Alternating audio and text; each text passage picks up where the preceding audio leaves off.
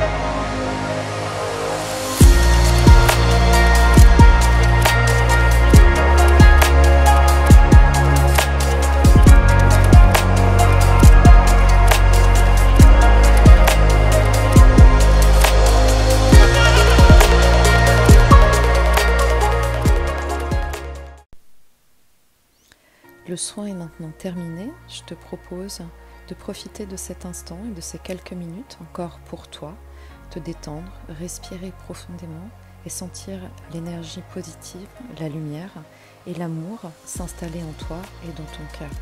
Je te souhaite une belle continuation, belle route à toi. À très bientôt.